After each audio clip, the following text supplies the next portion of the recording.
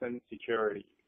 So we did a quick little survey through the sign-up process because I wanted to know what percentage of you are in Lawson Security and what percentage of you are, and what percentage of you are halfway through some sort of an implementation, and some of you wrote some very funny notes in that little box. So it's some combination of LAUA and Lawson Security. So shame on you for waiting so long. That's a real problem, I think. These implementations, and some of the tips will reveal a little bit more information for you. These implementations are not very difficult, and there is the only excuse I can think of for waiting as long as you have is that you just want to make sure it's kind of work out all the bugs and whatnot. So, and I think by now we've gotten to the point where the bugs are mostly gone, and it's a great product. It's very, very powerful, and you know, you need to switch. So do that immediately, please. So tip number one. This is probably the reason I put it as number one is because it's the most important one for you to understand. Implementing Lawson Security is 50% planning, 30% development, and 20% testing. Okay.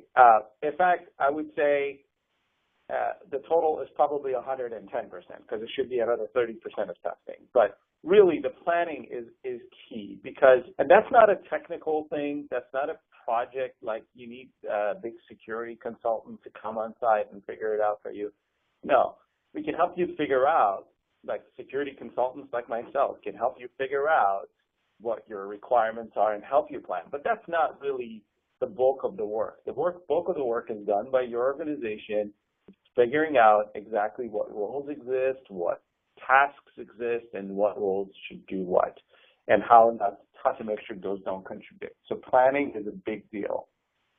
So second tip is it takes about 1 to 3 months, average of 2 months, to do a Lawson Security project, okay? Some take less, some take more, some take a lot longer. Just so I'm frank, I mean, if you've got a big organization with lots of intricacies around how you do segregation of duties and how you do,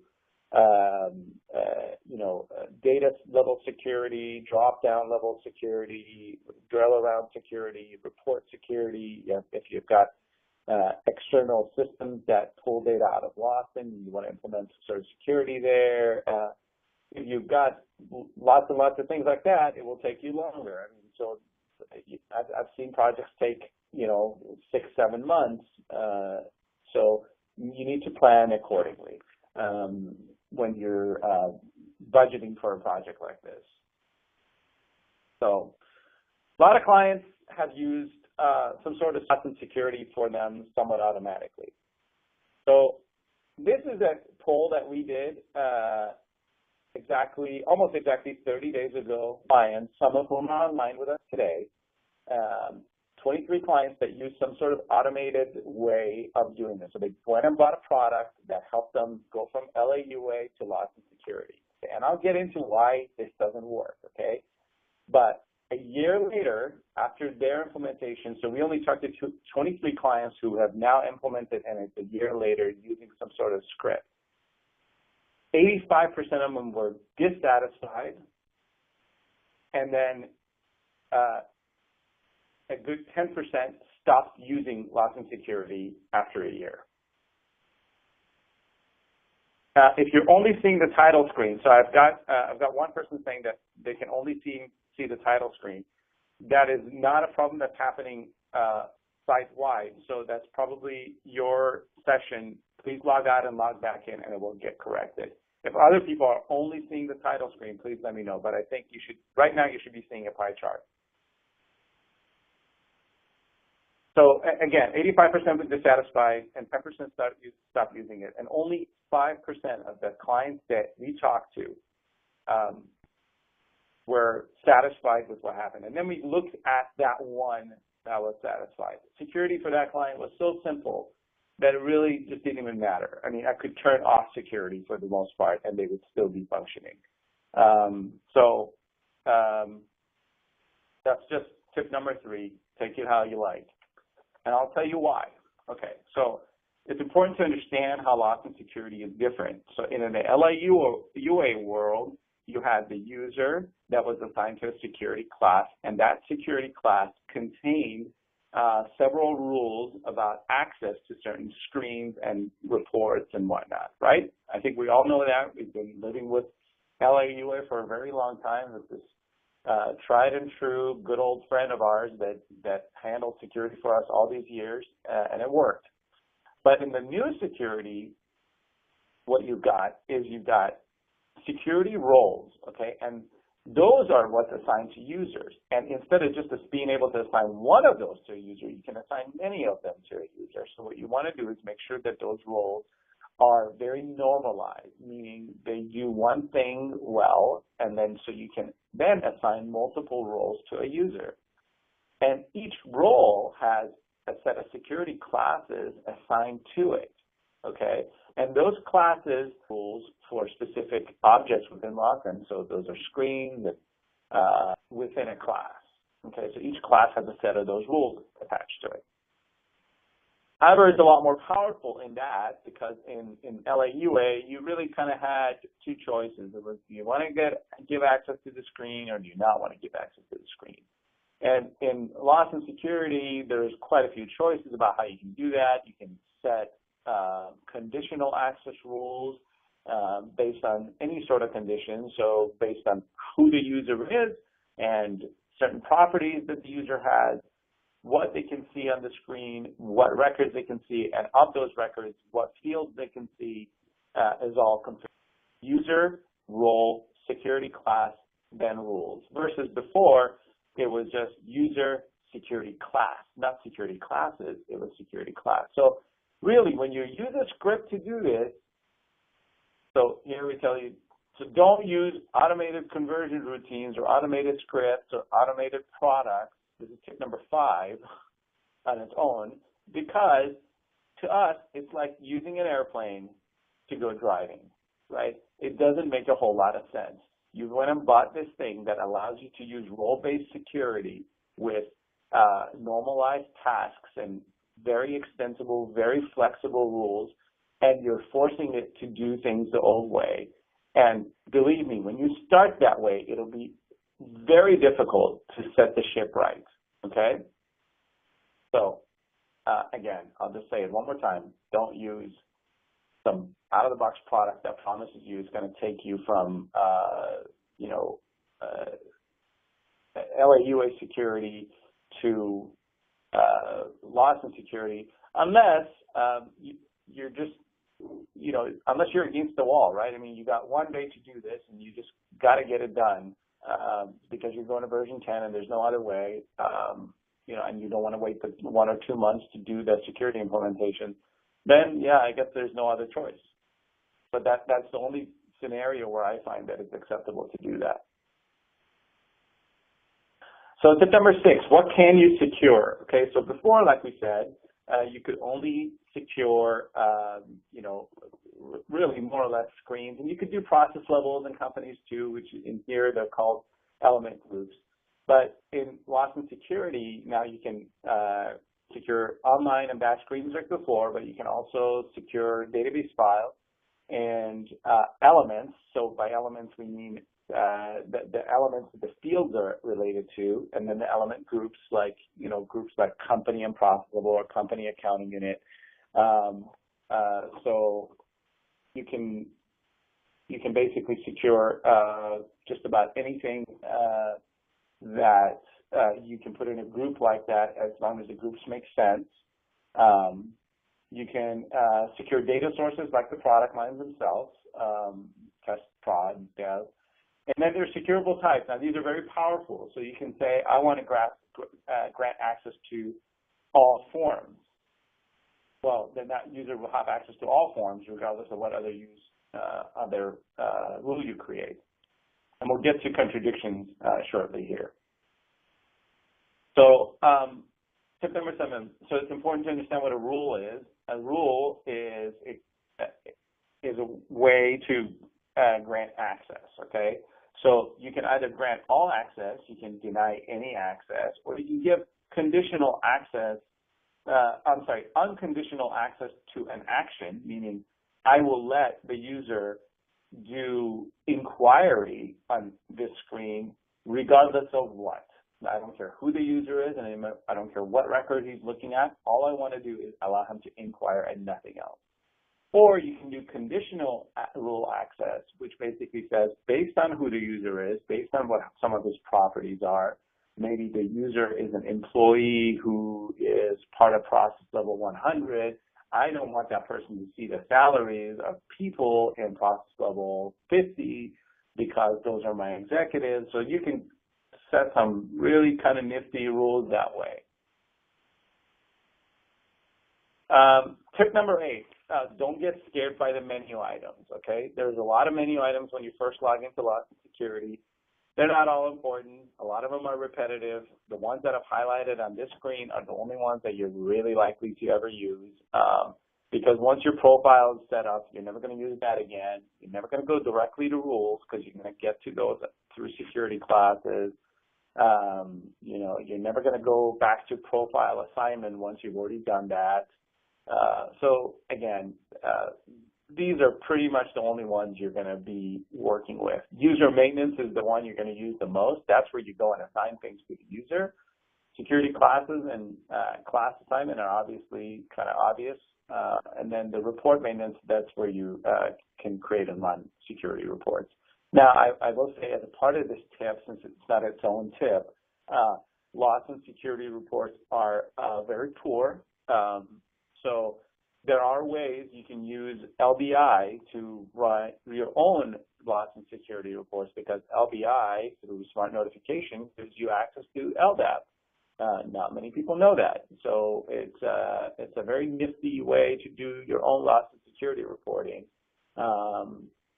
Unless you're really savvy with LDAP and smart notifications, I wouldn't give yourself the trouble of looking too far into that, but I'll be more than happy to kind of do a webinar on something like that if there's enough interest. Tip number 9, the check LS flag. Okay, so you see this flag. So this is what you're seeing on your screen. This is kind of the user maintenance screen on Lawson Security. And there's only the most important thing in all of Lawson Security is this one little flag. Okay, it's check LS is no, or it's set to yes. When check LS is set to no, Lawson will use LAUA to verify the user's access. When check LS is set to yes, Lawson will use Lawson Security to check the user's access. This is a beautiful, beautiful thing, because what it tells you is that you don't need to turn security on for everybody at the same time. You can take your time. You can do things in groups of people, and obviously I recommend that. That's one of our other tips coming up. But it's just good to know where this flag is and what it means. When you switch this flag, you got to wait a few minutes or seconds or whatever it is that you're setting for caching to set to for it to take effect. But once it's there, the user is then switched over to Lawson Security. Some of the other things you see on the screen is the groups field. Now, you see a little star there. That means I'm assigned to some groups. And if I were to click there, I would see the groups. The roles, that's the roles I'm assigned to. Again, I would click and see that. Then I've got my first and last name and ID. And that my ID is my actual ID that I log into Lawson with. So tip number 10, dealing with tokens. So a lot of people kind of, when they start configuring security on their own, this is the thing they get wrong. So I thought I'd make a tip out of it. Let's say you want to give access to CU01. I use CU01 because no matter what part of Lawson you've bought, you have the CU01 screen. This is the currency maintenance screen. So if I want to give access to CU01, I don't just give access to CU01. I also have to give access to CU01.1, which is the token that's associated with CU01. And I also have to give access to the IF system code, because CU01 is inside the IF system code. If I take any of these three things away, I remove the access to CU01. Okay? So again, you need the system code. Obviously, you need the product line, right? If I'm in prod, I need access to prod. So I need access to the IF system code. I need access to the CO1 screen, and I need access to the CO1.1 token. That's when I get access to CO1. And in this case, I grant all access to all three of these. So now I definitely have access to it. Tip number 11, there are only two tools that you need to be aware of that do anything within Lawson Security. There's the Lawson Security Administrator and there's the RM Administrator. Now, it's important at this point to stop and let you know that this course is only talking about Lawson Security. We're not talking about landmark security in this course. That's a whole other series of webinars that I'd be more than happy to do, you know, maybe a few months from now when more of you are on landmark products, and when people have told me that there is a demand for seeing information on that. But these are the two tools that you use. And the one on the left, the Lawson Security Administrator, is the one you're using about 95% of the time. The RM Administrator is for adding groups and roles. So once you've done that, I mean, you're not going to be adding groups every day, and you're not going to be adding roles every day, but you are going to be maintaining users every day. You are going to be maintaining profiles, security classes very often, and assigning classes to roles often, and managing users and running security reports. Those are the things you're going to do often, and all of that is done within. So this is the best trick I can tell you. Number 12, get to the end, back, check description, and next. So when you get there, you'll know what this means. But there is a piece of the Lawson Security Administrator that has been broken for years. And I don't know if it's fixed in the most recent version. However, for you to get from the first dialog screen when you select the roles window to where you can actually assign roles to a user, you need to go through this sequence. Otherwise, it doesn't really work. So there's another trick to fix this, and there is I use skip to the end, click back, check the description button, and hit next. If you want to the what is it, 20-something% of you who are using Lawson Security probably have had to figure this out. Tip number 13. So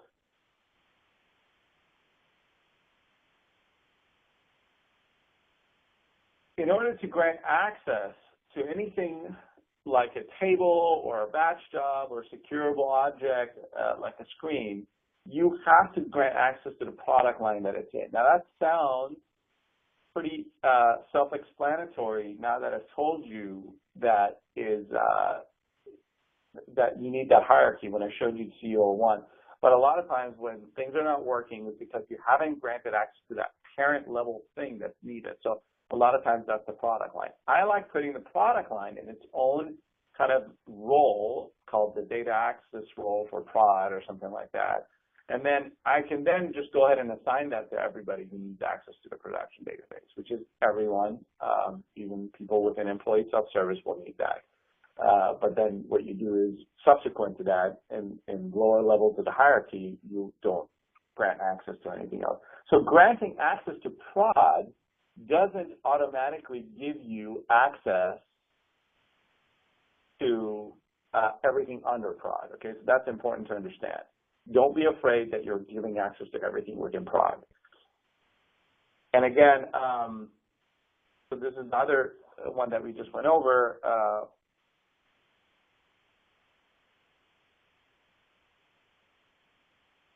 In order to grant access to a specific token like HR11.1, you also need to grant access to HR11. The fields and tabs, though, in that token are automatically granted unless you deny it specifically. So, okay, so what is it saying? This is saying, so remember, for CEO1, I had to go and grant access to the system code, to the token, and to the screen. But when it comes to the fields on that screen, once I've granted access to the token, they're already there. So you don't have to go field by field within HR11 window there, you'll have access to do that there. And hide. Okay, what that means is if you think you have hid the salary information for somebody by just hiding the salary field in HR 11, you're wrong, because I can get that through the drop-down, or I can get that through the drill around, or I can run a report that can get that to me. So you want to make sure you've covered all the bases when you're trying to, when you're really trying to secure a securable object. Okay, so again, the salary is probably the best example, and then it can go a little deeper than that, right? Because if I know your, let's say I want to know your salary, but I don't have access to it, right?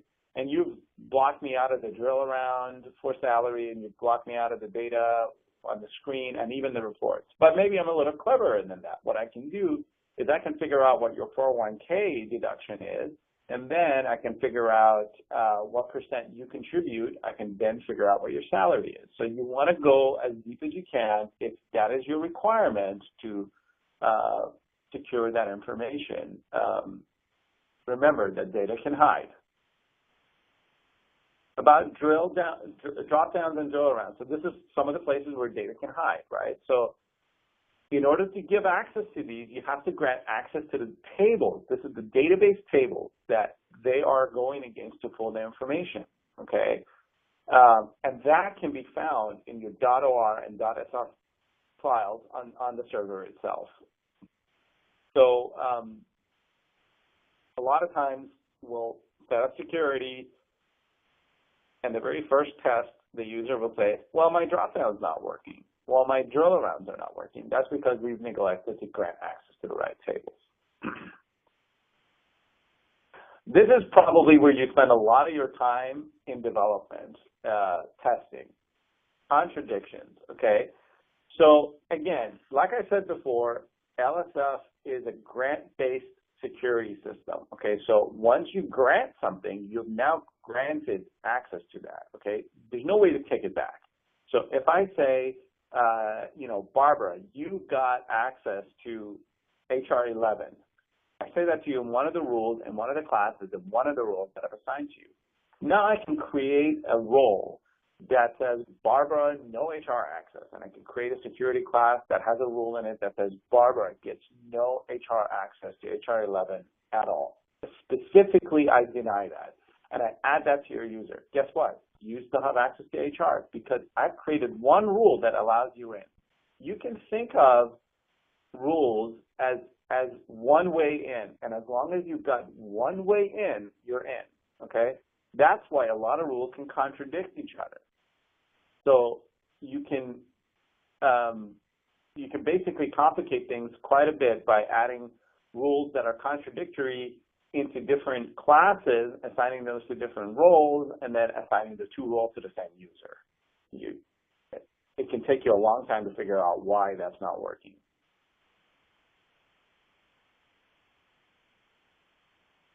Okay, tip number 17. This might be one of the most important things. It could have probably been one of the first ones right under planning.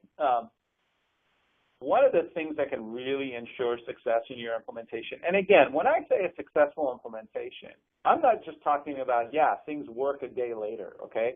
I'm talking about down the line, years later, where things are successful, which to me doesn't just mean that security works and it works well. It means that the maintenance of security is a snap, meaning it's just a piece of cake to maintain. In order for all of those things to be true, you need a great naming convention.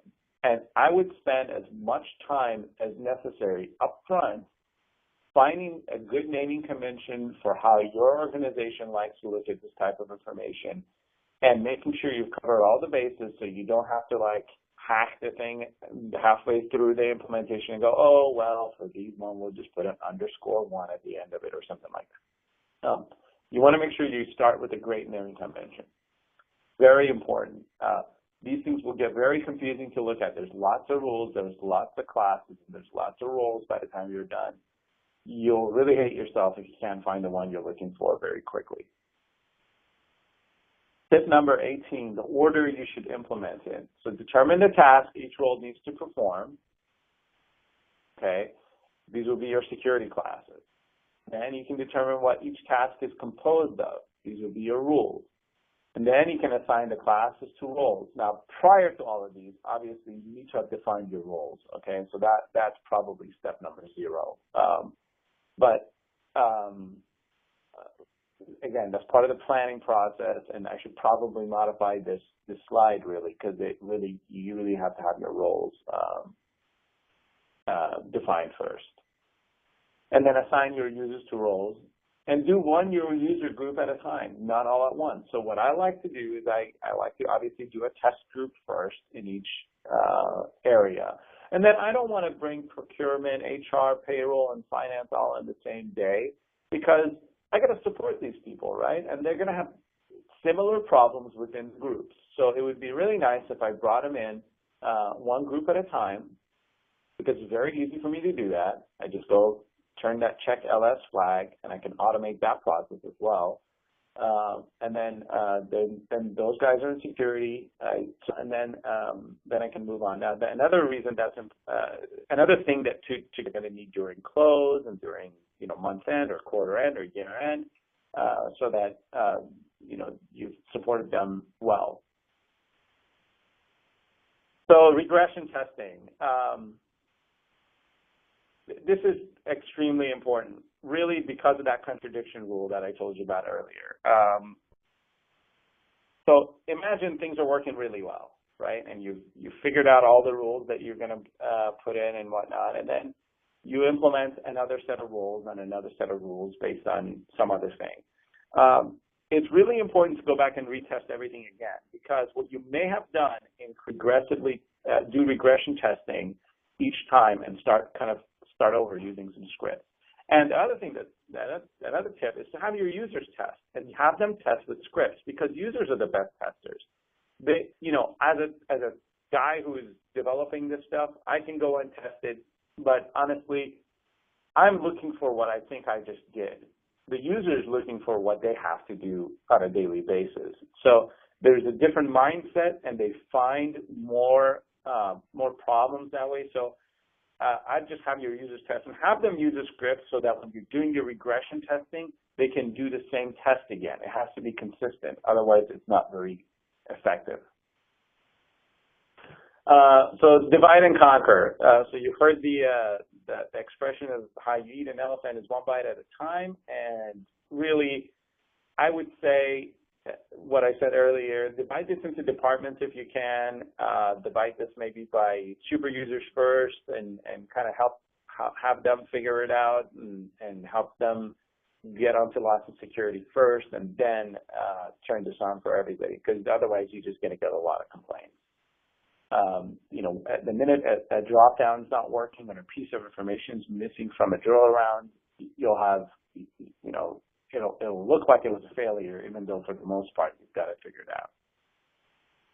out. Timing wise, you're going to do a 10x upgrade soon, and we know that because of the boot camp that we did and a lot of the surveys that we did. A lot of you are planning to do your 10x upgrade in the next year or two.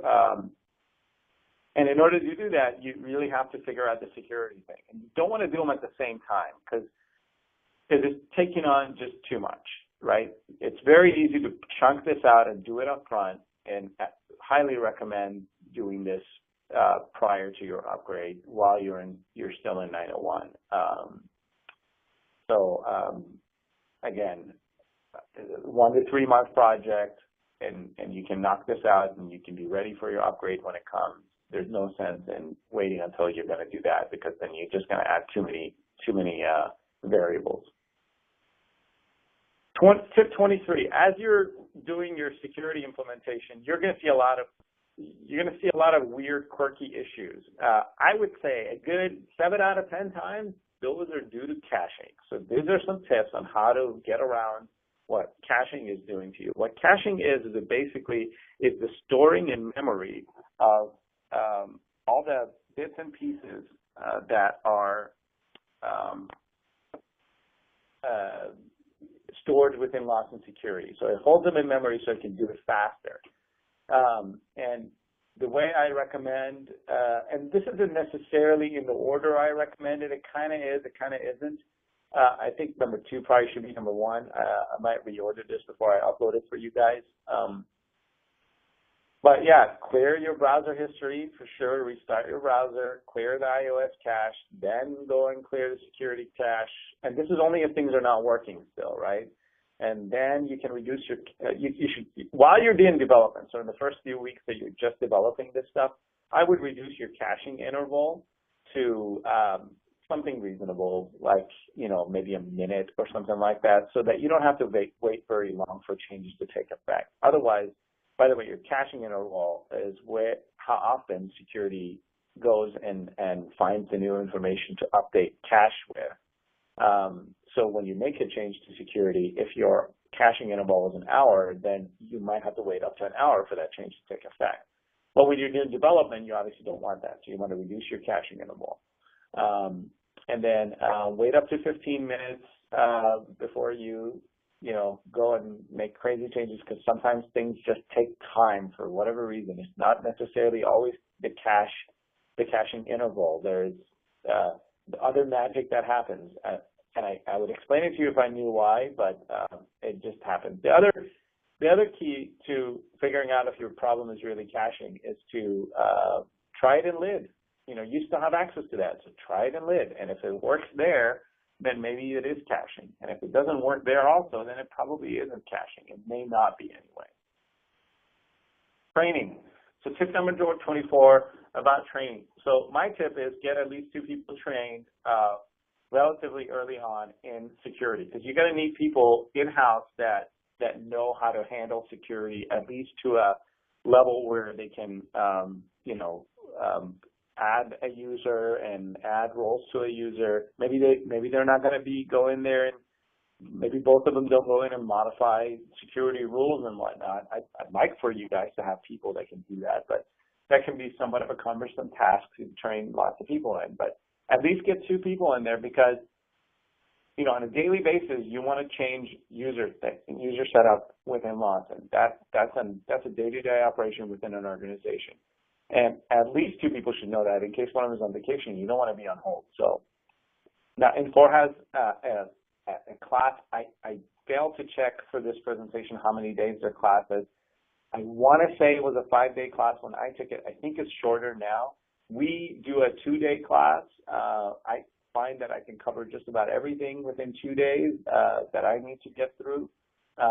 So that's an option. And then there are some online resources too. There's some CBTs online you can use to learn, and there's the old webinars that we've done and other vendors have done that you can use to kind of get through some level of security. I think the one that we did, I had a lot of good feedback on it, and it really helped people just kind of get started with security. And it's available on our site on nogalis.com/education. Documentation. I know we all love to do documentation. My tip here is to use Excel. This is for your planning and to document changes, okay? Excel is the right place to do it. There are probably better tools you can come up with, but we've done several of them and just used Excel for documentation, and it worked really well. And the reason you need it is because you need a real quick view very often as to what does what and what rules are assigned to what classes and what classes are assigned to what roles and whatnot. So it can be very difficult to get your hands around it if you don't have a good document sitting somewhere. But make sure you do document things. But keep it simple, right? Especially at the beginning. You can complicate things later on, and you will, because that's just the nature of security. It's a complicated thing. But at the beginning, just pick the major roles and classes and only add when it's impossible to reuse, right? So unless you can't think of a way to add, assign several classes to a role to make them work, or several roles to a user to make it work, that's the only time where you should really be creating new objects here after you've done your first set of implementations. I mean, the whole point of Lawson Security is this very normalized way of doing things, right? It's very extensible in the grouping of rules and the grouping of classes and whatnot and the assignment of those.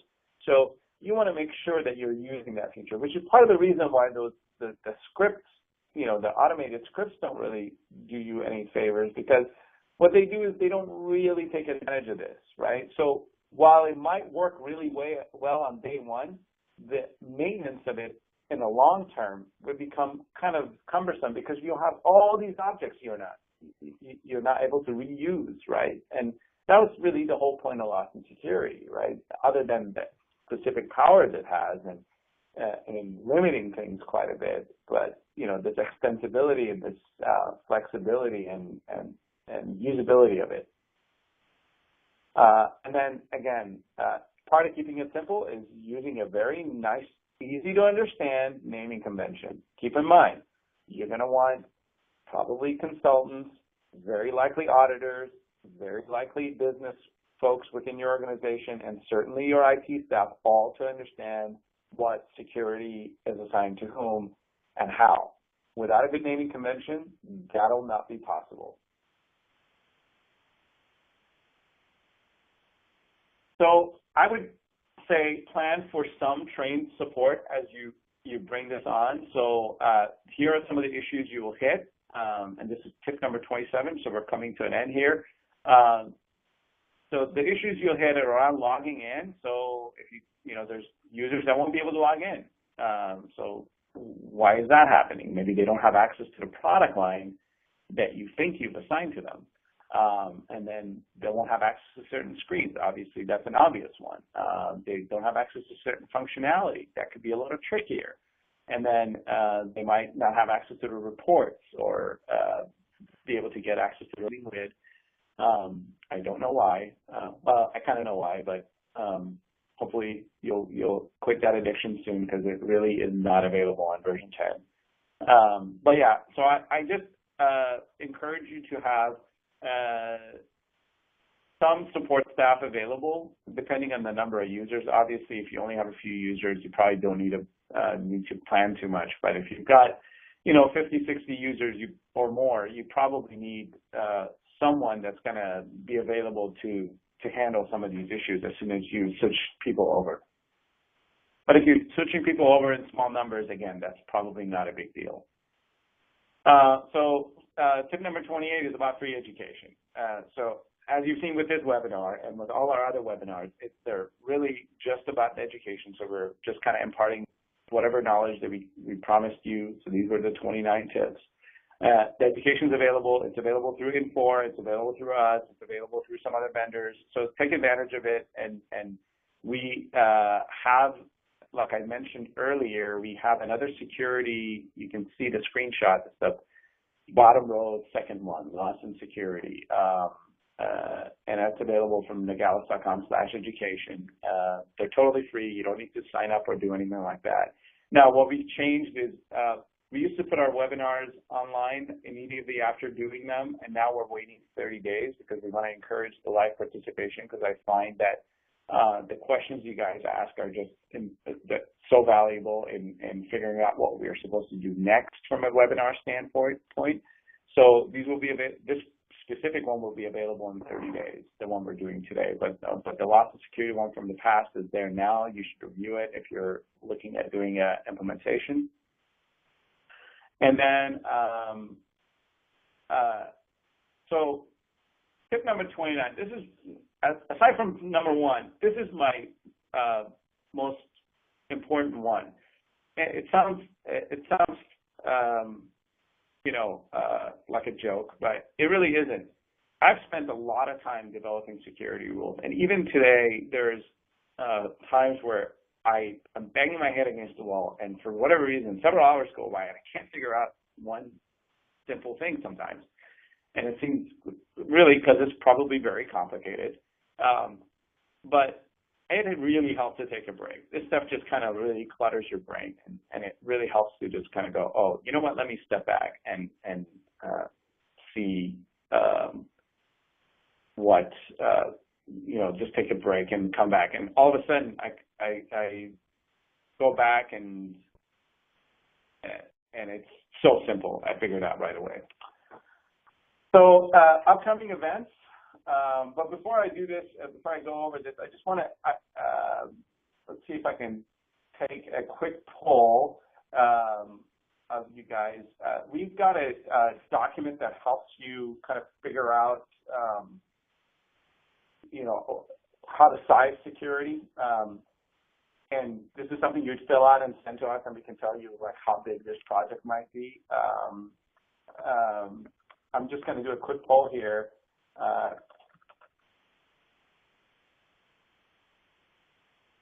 And see if anybody's interested in that. I'll even put a maybe option in here. And then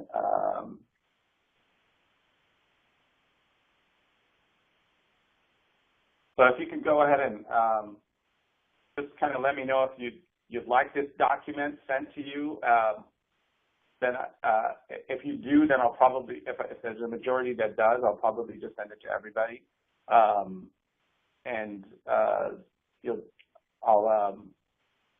feel free to send that back, and we'll kind of let you know what we think it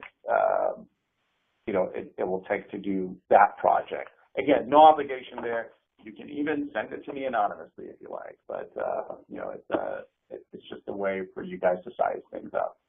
So it looks like 83% would like something like that. So I'll go ahead and send it out right after this webinar is over. So I'm going to stop the voting now. Oh, attendees can, let's see. Here we go. I don't know if you guys can see that. Huh. Okay. Well, 80, so we're down to 79% would like to see it, so we'll do that. Okay.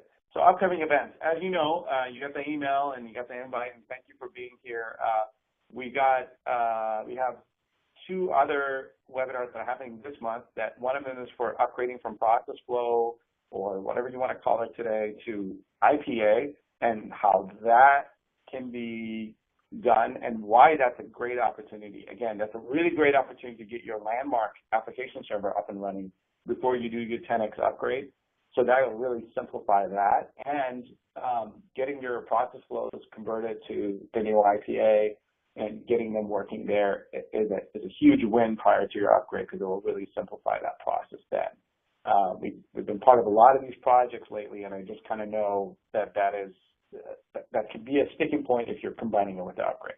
The other really awesome, very simple project that a lot of our clients have taken on that I really kind of think is a very smart thing to do now is to do your LBI upgrade now, because it's a very easy thing to do.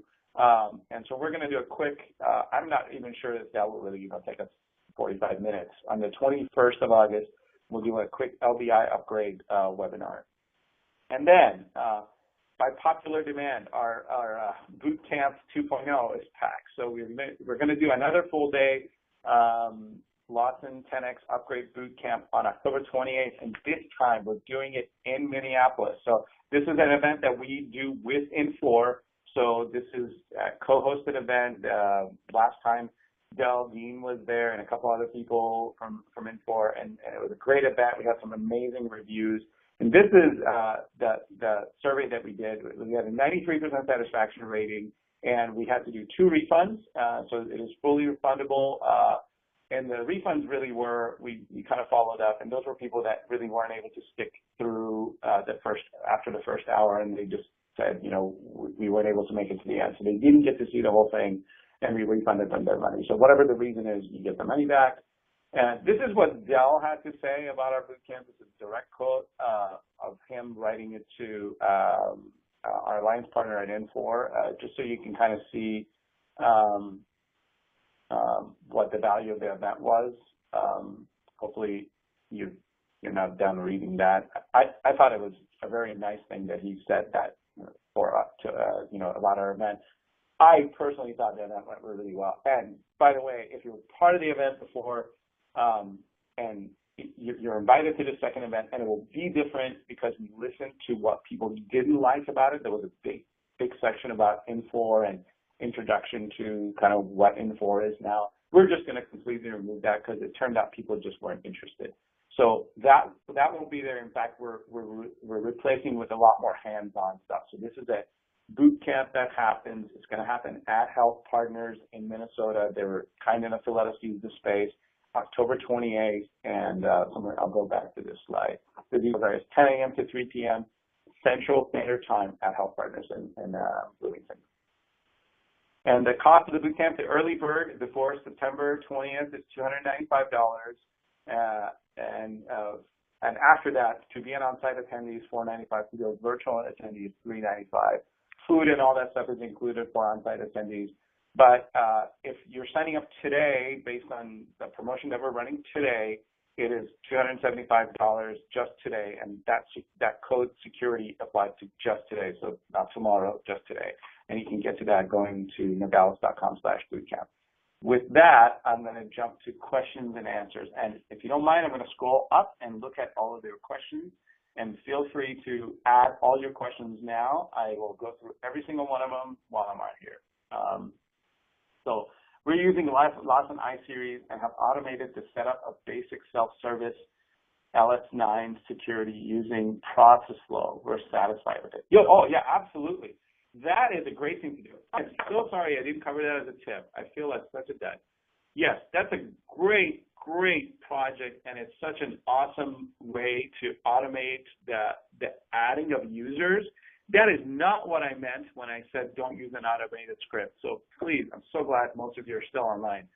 I did not mean that. I meant don't go buy some product that's going to convert LAUA to Lawson Security for you. This is a perfectly good thing to do. And what Linda is talking about here is creating a process flow that will take sample and add a record for them in Lawson Security so they can access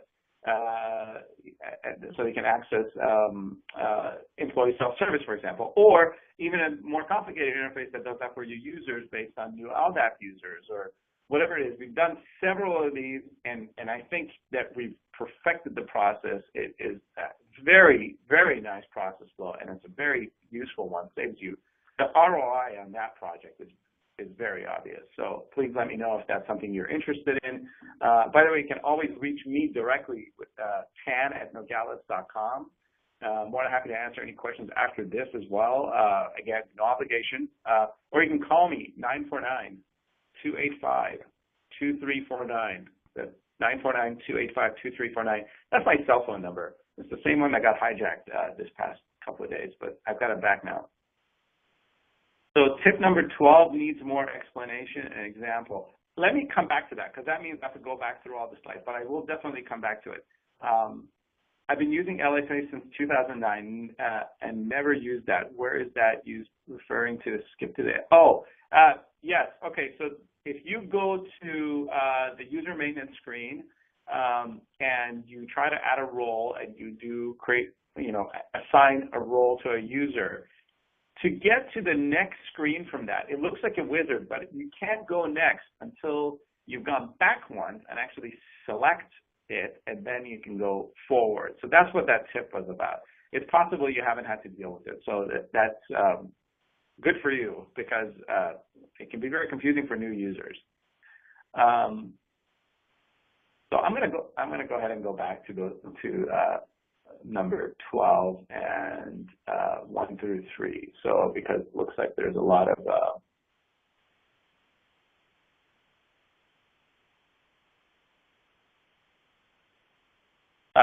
so tip number 1 was 50% planning. So keep that in mind. It's a 1 to 3 month project on average. It can take longer. It doesn't usually take shorter than a month. And tip number 3 is don't use some automated software that's going to just convert LAUA for you to Lawson Security, because you just don't get to use this nice hierarchy level that you can take advantage of. And sure, it might work day one, but maintaining it will be the nightmare. And then tip number 12, so this is the one I just went over. Sorry. Okay. Oh, yeah. So here's a screenshot of tip number 12. I'll leave it on the screen so you guys can screenshot it if you like. But there's another one, by the way. So hopefully everybody's kind of screenshot this by now. Skip to the end, back, check the description, and hit next. Now, the other one is I think I've already skipped it here. Let's see. The other one's on this screen. This is a quirky screen. If I go here and I type in the word, you see like where it says product line test. Let's say I go in there and change that to prod, and I want to hit save. It won't let me save, and new users will get very confused by that. What you have to do is you got to click out of that field, because while you're in that field, it won't let you change it. So even though you've actually changed the value, you got to click out of that field, then save. So that's one of the things people get stuck in. Carla asks, tip number 23, I said that to remove security cache. So remove security cache. So where do you do that? So I'm going to go back, and hopefully your screens are refreshing here. You see here on the menu system on Lawson Security Administrator, on the left side under Server Management, there's an option for clearing the cache.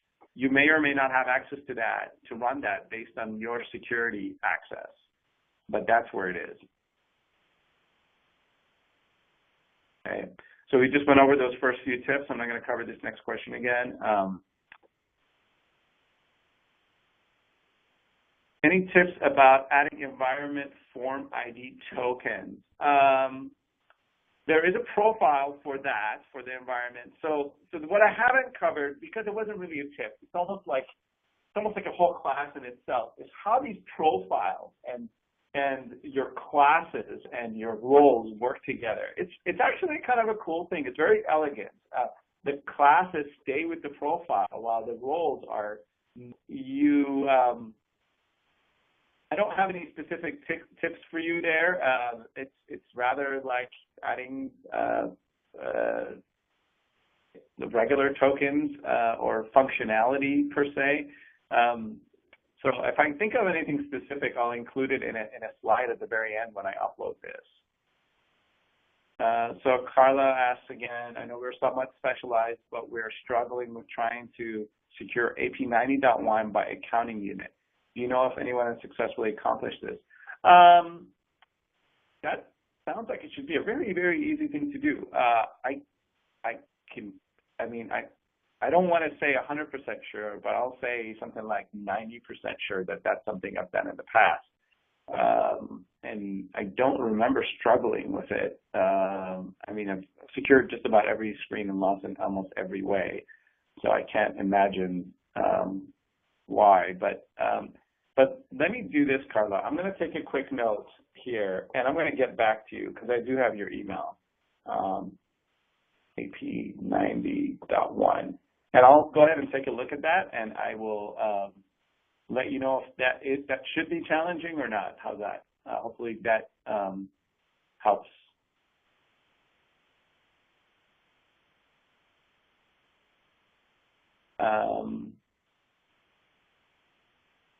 And then Don is also, I'm sorry, so we have, not sure specifically what you're looking for. So Don tried to answer your question there. I should probably not be recording this section because it seems a little disorganized. But I think people will get value from it later when they take a look at this. Not understanding tip number 12. I went over it again, so hopefully you've got it by now.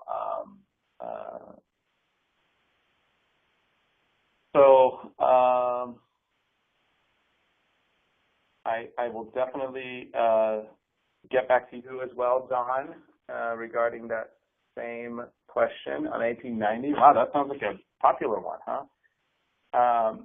So Glenn says, FYI, for environment tokens, we found out we needed to add import DB for some EDI functionality. Tips similar to that would be great. Oh, I see. Yeah, okay, so some of the things that are, I hate saying this, but there are a couple of things that I have found are not possible. There's some environment tokens and there's some environment functionality that's not easy to secure. I'll try to make a list of, I can't think of many off the top of my head, but I'll try to make a list of that and I'll kind of make that available to you guys as well. I may have to just kind of send you guys a separate, just this group that was here today, I'll send you maybe a quick update on other tips I can think of in the next week. How's that? Actually, that's a good idea. Next week, I'll send you more tips based on the notes I took today and anything else I can think of around the environment. Okay, so that looks like all the questions. That was a lot of questions. Good, guys. I'm happy to hear it. It shows that you guys are paying attention. If there's anything else that you can think of, feel free to just send me a quick email, tan@nogalis.com. More than happy to answer it.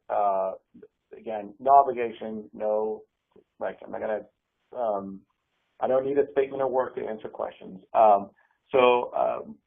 And then the biggest other thing, so here's how you can help us. Go to our website under the education section. There's a form there that helps us, or it gives you the ability to tell us what you want to see next, okay? A lot of times, that's where actually 100% of the time, that's where the ideas for these webinars come from, okay? So we've got lots of response from people, and there's actually more response for an advanced security course, and there's a lot of response for an advanced process flow course.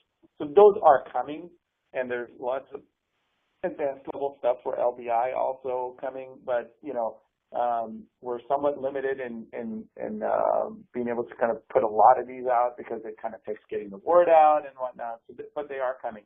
The other thing is if one of you who are on the webinar want to lead a session, please reach out to me. If there's something that you feel like you've learned and you want to teach that to these other great users that are online with us, everybody would love to hear it. So send me your idea. Let's put it together. I'll help you put it together, and I'd love for you to lead it. So I think it'd be a lot of value for one of the users to actually lead a session, and we certainly more than welcome it. So with that said, I'm going to wrap it up. Please send additional questions to tan@nogalis.com. You can also tweet your questions to @NogalisInc. We also have a Facebook page. You can put it there if you like. That's facebook.com/NogalisInc. Through our website, there's a contact form. You've got my direct phone number now. You've got the 800 number on the site. There's really no shortage of ways you can get a hold of us to ask your questions. And I will follow up with the sizing document I promised you, and hope to hear from all of you soon. And please don't hesitate to reach out and say hi, and especially if we can help you with a security project. Thank you very much, and have a great day. I'm going to stop recording now.